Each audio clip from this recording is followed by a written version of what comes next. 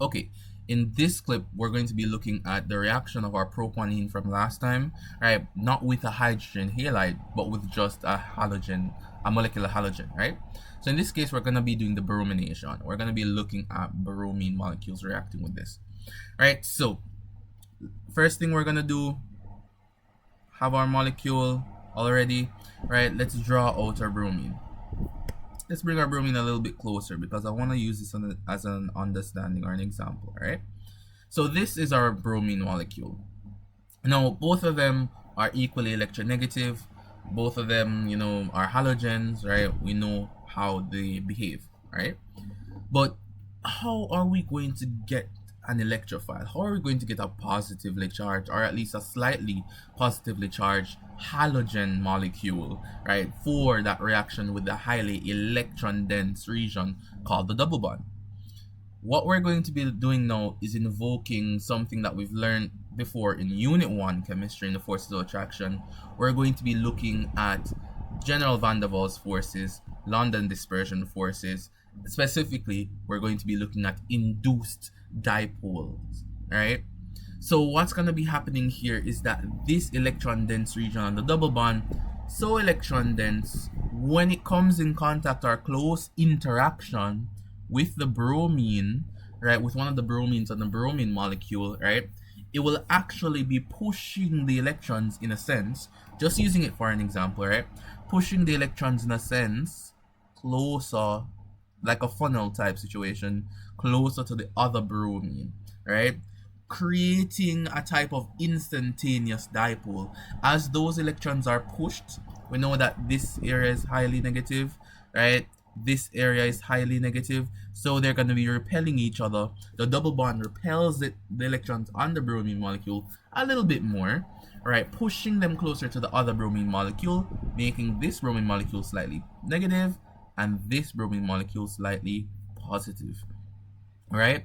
So that's generally what's happening here, right? That's the creation of our instantaneous dipole, right? So it's a dipole interaction. Okay, that's what's gonna happen here.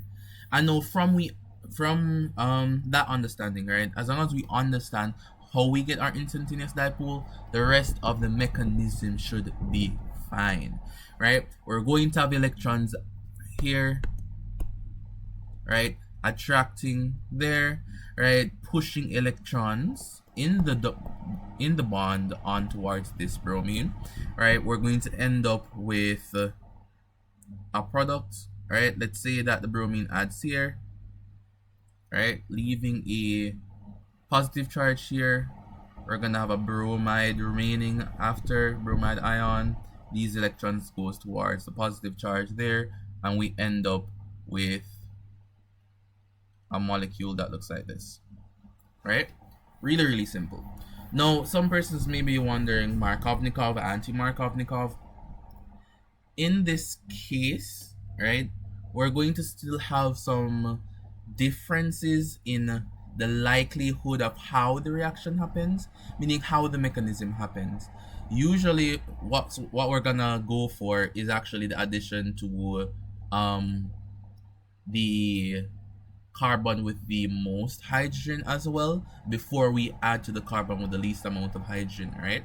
So what we're gonna be doing is creating secondary carbocations, right? So what I'm saying is, when we're gonna be reacting this molecule with bromine, right, there are two intermediates as well. We can either come up with this intermediate, or we can come up with this intermediate. Let me just create a line there.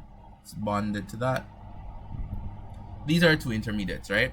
But what will happen here, the product won't really matter because at the end, both of them will give us this. Both of them will give us this, right? But still, this is more likely to occur because we have a more stable intermediate, right? That's just generally it. But it won't really matter. So we don't have major product, minor product. No, this will occur, right? This will be the molecule, right? So it should be fine. So it doesn't really matter what's happening there. With asymmetric alkenes, These are general mechanisms, and it's still an electrophilic addition, right? So that's how it looks like. That's how we do it, right? With just a halide molecule, right? And you know it can be done with chlorine, fluorine, iodine, right? So that's it.